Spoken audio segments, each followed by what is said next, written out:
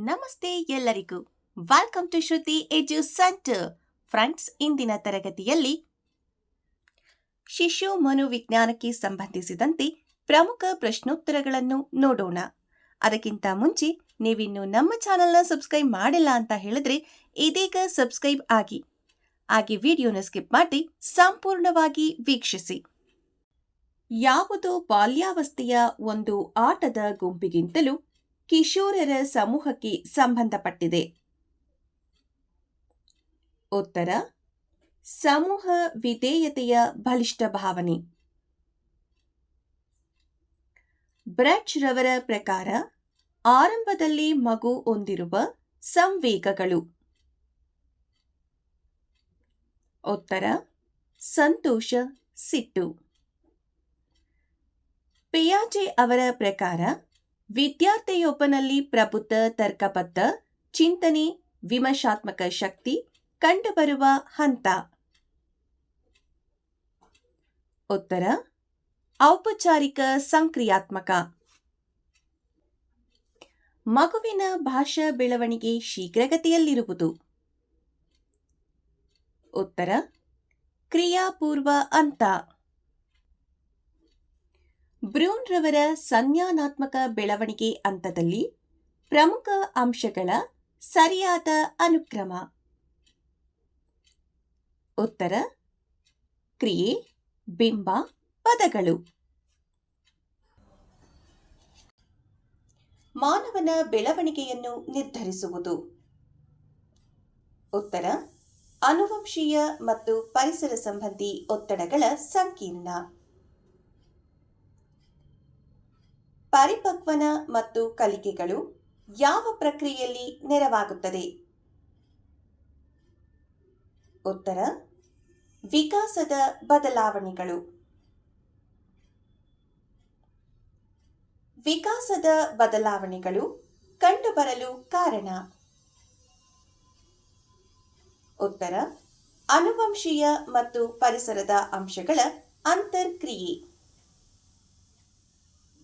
ಗುಣಾಣುಗಳು ಯಾವಾಗಲೂ ಕಾರ್ಯನಿರ್ವಹಿಸುವುದು.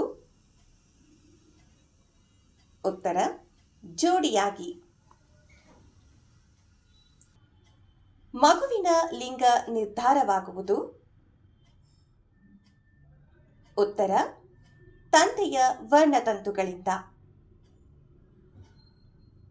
ಒಂದು ಪಂದ್ಯದಲ್ಲಿ ಗುಂಪು ಒಂದಾಗುವಿಕೆ ಯಾವುದಕ್ಕೆ ಸಹಾಯಕವಾಗುತ್ತದೆ? ಉತ್ತರ: ತಂಡದ ಜಯಕ್ಕೆ.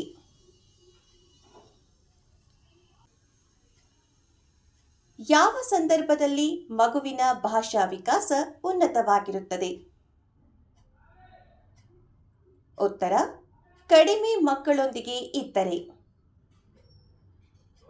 ಬುದ್ಧಿಶಕ್ತಿಯ ಬೆಳವಣಿಗೆಯ ಪ್ರಮಾಣವು ಅತ್ಯಂತ ವೇಗವಾಗಿರುವ ಹಂತ ಯಾವುದು? ಉತ್ತರ: ಬಾಲ್ಯಾವಸ್ಥೆ. ಎಕ್ಸ್ ಮತ್ತು ವೈ ವರ್ಣತಂತುಗಳು ಎರಡು ಕಂಡುಬರುವುದು ಯಾವ ಕೋಶಗಳಲ್ಲಿ? ಉತ್ತರ: ಗಂಡು ಲಿಂಗಾಣುಗಳು. ಲಿಂಗಾಣುಗಳಲ್ಲಿನ 23 ವರ್ಣತಂತುಗಳಲ್ಲಿ ವಿಶಿಷ್ಟ ಮಹತ್ವ ಹೊಂದಿರುವುದು ಯಾವುದು? ಉತ್ತರ: ಲಿಂಗವರ್ಣತಂತು. ಮಗುವಿನ ಲಿಂಗ ನಿರ್ಧಾರವಾಗುವುದು.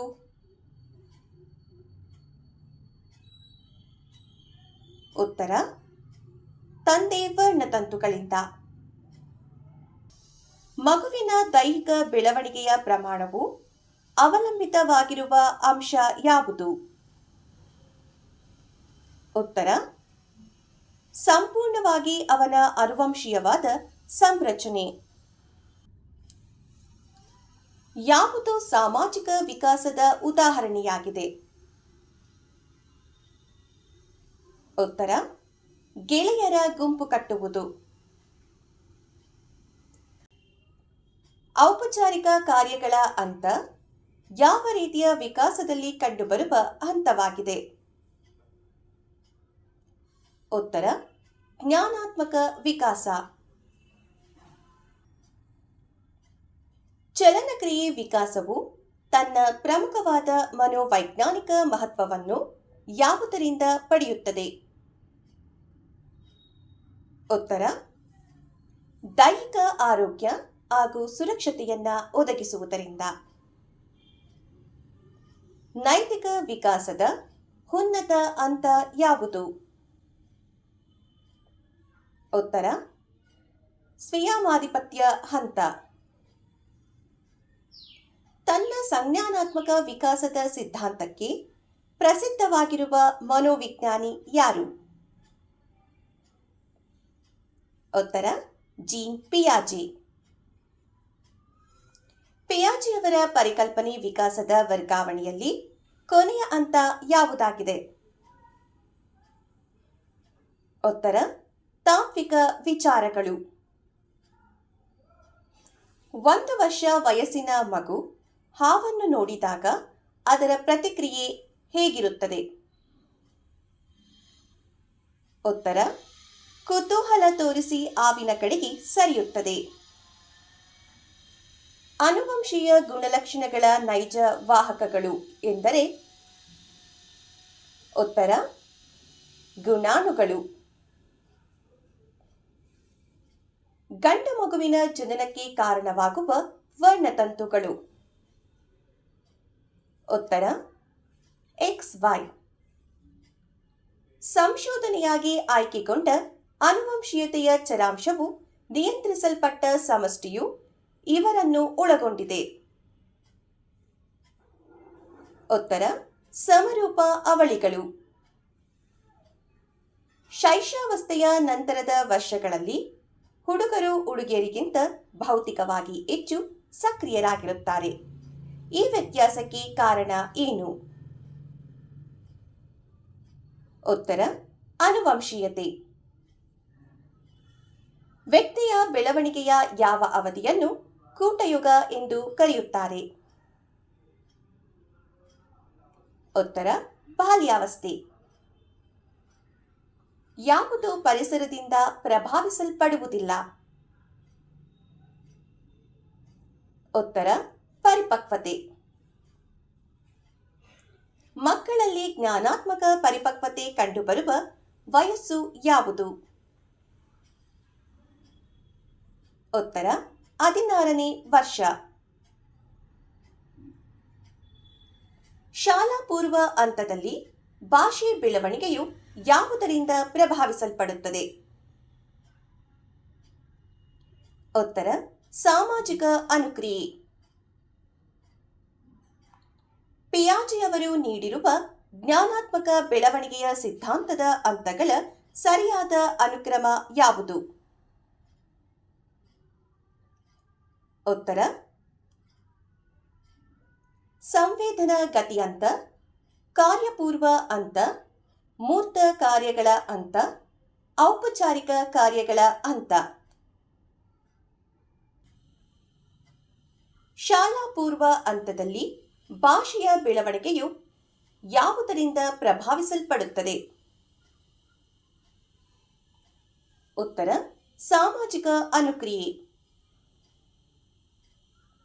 ವಿಕಾಸದ ಬದಲಾವಣೆಗಳು ಯಾವುದರಿಂದ ಕಂಡುಬರುತ್ತದೆ?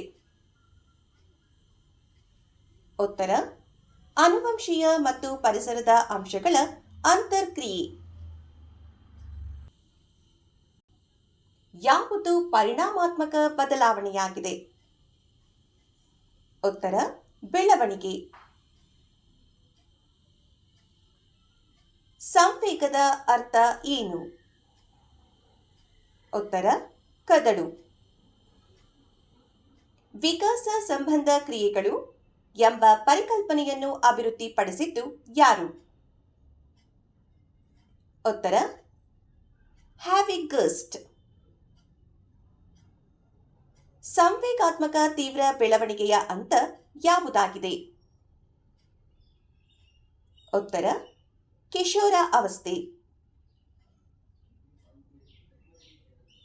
ಬ್ರಿಡ್ಜ್ರವರ ಪ್ರಕಾರ ಆರಂಭದಲ್ಲಿ ಮಗು ಹೊಂದಿರುವ ಸಂವೇಗಗಳು ಯಾವುದು?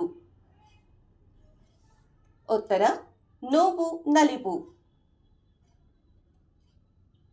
ಜ್ಞಾನಾತ್ಮಕ ವಿಕಾಸದ ಅಧ್ಯಯನಕ್ಕೆ ಅಂತಾರಾಷ್ಟ್ರೀಯ ಪ್ರಸಿದ್ಧಿ ಪಡೆದ ವ್ಯಕ್ತಿ ಯಾರು? ಉತ್ತರ ಜೀನ್ ಪಿಯಾಜೆ.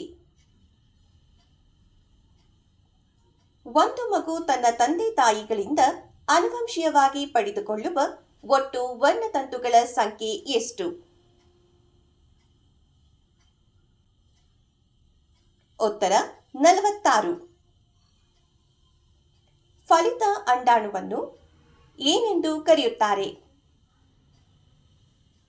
ಉತ್ತರ ಜೈಗೋಟ್.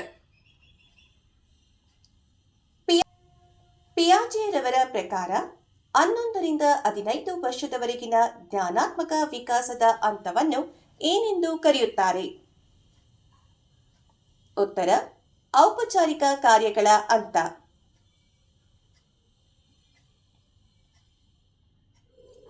ಜೀನ್ ಪಿಯಾಜೆ ಯಾರು? ಉತ್ತರ ಸ್ವಿಸ್ ಮನೋವಿಜ್ಞಾನಿ.